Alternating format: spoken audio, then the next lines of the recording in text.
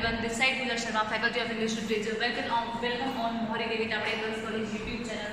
And today class especially for BA second year student. And in this class we will talk about an essay. And the essay name is First Home, which is written by John Bynton Priestley. G.B. Priestley ने essay लिखा है जिसका lifespan है 1894 to 1984.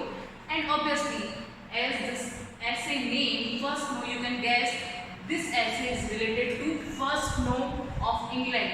And First Snow का मतलब आप समझते हैं पहली जो बारिश होती है वो भी बर्फ वाली, वो होता है फर्स्ट स्नो. उसकी ब्यूटी के बारे में बताया गया है. So you can guess that this essay related to beauty and charm of first snowfall.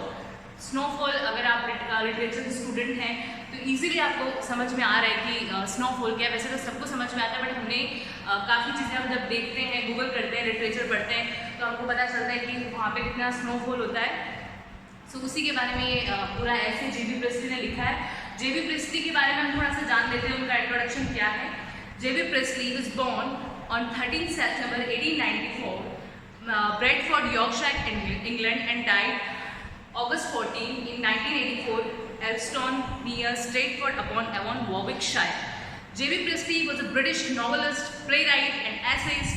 Priestley served in the infantry in World War First कब हुआ था? 1914 to 19 तक उन्होंने वहाँ क्या किया था? सर्विस दी थी अपनी. He studied Trinity College, Cambridge in 1922. He thereafter worked as a journalist and first established a reputation with essay collection in the English comic character, जो कि 1925 में पब्लिश हुआ. The English novel 1927 में इनका वर्क था, वो पब्लिश हुआ.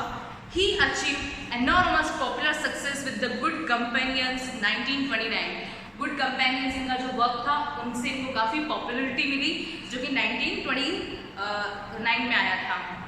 Then Priestley had a deep love for classical music, especially chamber music composed for a small group of instrument. Priestley was married 3 times and also had a number of affairs, but serious relationship with actress Peggy Ashcroft. इन्होंने 3 बार शादी करी, बहुत सारे affair थे, but फिर भी एक serious इनका रिलेशन किससे था? एक एक्ट्रेस थी जिसका नाम था पैगी एशक्रॉफ्ट, उनसे था.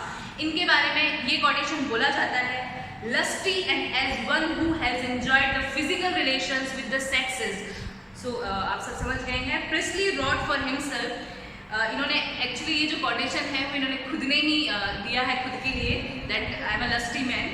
Then Priestley died of pneumonia on 14 August 1984 and his ashes were buried in Hambledon Church at the head of Warford in Yorkshire.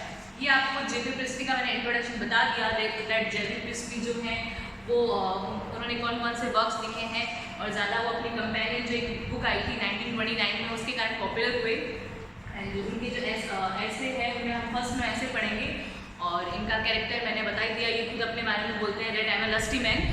Okay, then first know की अगर हम बात करते हैं तो मैंने बताया था फर्स्ट नो जो है वो जो उसका जो ब्यूटी है, उसकी जो चार्म है, इस पूरे ऐसे में उसी के बारे में बताया गया है कि जो हमें जो फर्स्ट नो है वो कितना अट्रैक्ट करता है.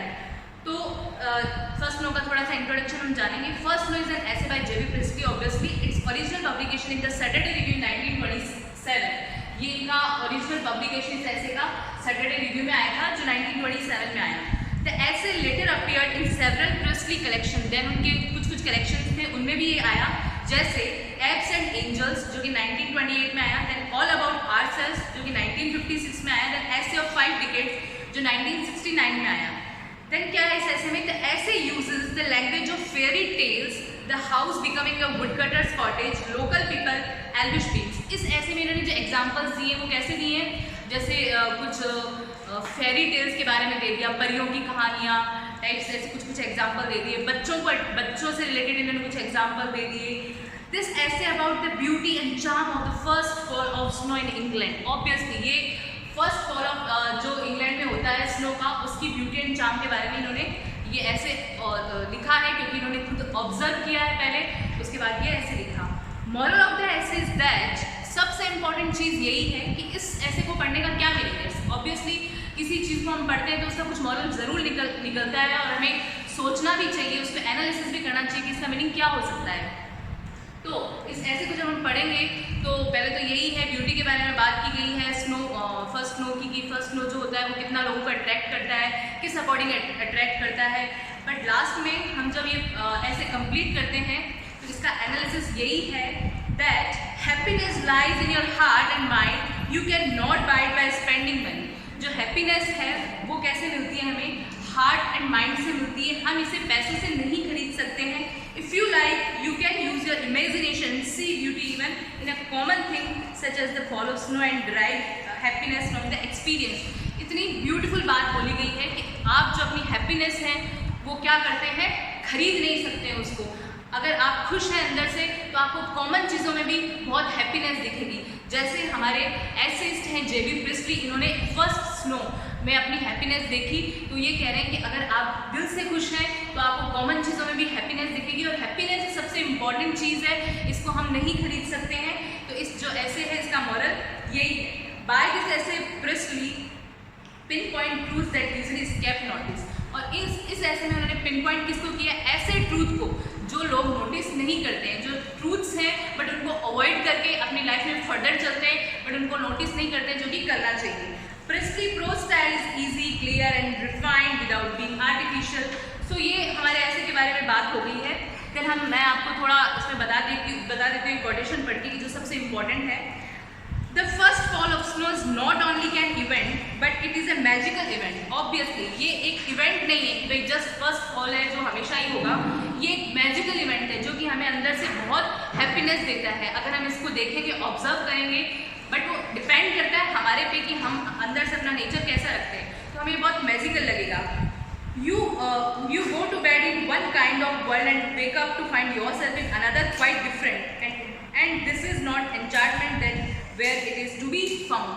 अगर फर्स्ट में ऐसा होता है कि हम कभी किसी बेड पे सोए हैं कोई दूसरी जगह और सुबह उठते हैं और उठते ही हमें बहुत सारा स्नोफॉल लगता है, तो ऐसा लगता है कि रात को हम कहाँ सोए थे और सुबह हम कहाँ उठे, एक ब्यूटीफुल वर्ल्ड में उठे। हमारे सामने इतना सारा स्नोफॉल है, हमें उसको देख के इतना अच्छा लगेगा, इतना अच्छा हमारा एक्सपीरियंस रहेगा। तो ये अलग वर्ल्ड में आ जाना, जैसे हम रात को किसी और वर्ल्ड में सोए हैं और नेक्स्ट डे किसी और वर्ल्ड में आ गए, ऐसा फील होगा। देन आपकी बुक में जो लिखा है, just as if a myriad elves and brownies were at work and we turn and yawn strange know nothing about it. और ऐसा लगता है जैसे आपके बुक में ऐसा लिखा है कि जो फेरी हैं, जो परियां हैं, उनको जैसे वो अपने काम में बिजी हैं। अगर हम फर्स्ट स्नो को देखेंगे ऐसा लग रहा है, बट हम क्या है, यॉर्निंग कर रहे हैं, स्ट्रेचिंग कर रहे हैं, मतलब उबास ही ले रहे हैं, अंगड़ाइयाँ ले रहे हैं, हमें कुछ नहीं पता है, ऐसा कुछ फील हो रहा है। सो और इसमें 3 लड़कियों की बात एग्जाम्पल दिया है आपके राइटर ने, दैट 3 गर्ल्स हैं, 3 young girls from British Guiana who had just return from their first visit to England. 3 लड़कियां हैं ब्रिटिश गुयाना से जो अभी इंग्लैंड से आई हैं। The 2 things that had impressed them most were the endless crowd of people. और उन तीनों लड़कियों को 2 चीज़ों ने इम्प्रेस किया, कहाँ की, इंग्लैंड की। वो क्या था कि फर्स्ट जो था वो ये कि most were the endless crowd of people in the London street, की लंदन की स्ट्रीट में इतना एंडलेस क्राउड है, इतनी भीड़ है कि मतलब लोग किसी को कुछ पता ही नहीं है कि कौन हमारे पास से जा रहा है, कौन गया, कौन आया। उनको ये चीज़ इम्प्रेस करी। But what is the reason behind it कि उनको ये इम्प्रेस क्यों किया, क्योंकि ऑब्वियसली वो एक छोटे टाउन से लंदन में गई है। उनको पहली बार उन्होंने ऐसा देखा कि इतना भीड़ भड़ाका वहाँ पे है, इतने लोग आपस में जा रहे हैं। फिर उन्होंने लिखा भी है, the emphasise this for they had spent all their life in a little town where everybody knew everybody. वो एक ऐसे टाउन से गई है जहाँ एवरीबडी न्यू एवरीबडी, सब एक दूसरे को जानते हैं, कोई ऐसा नहीं है कि वो उसको नहीं जानता है। बट सिटीज़ में क्या होता है, इतना क्राउड है, इतना रश है कि कोई भी एक दूसरे की आइडेंटिफाई नहीं कर सकते, एक दूसरे को नहीं जानते हैं।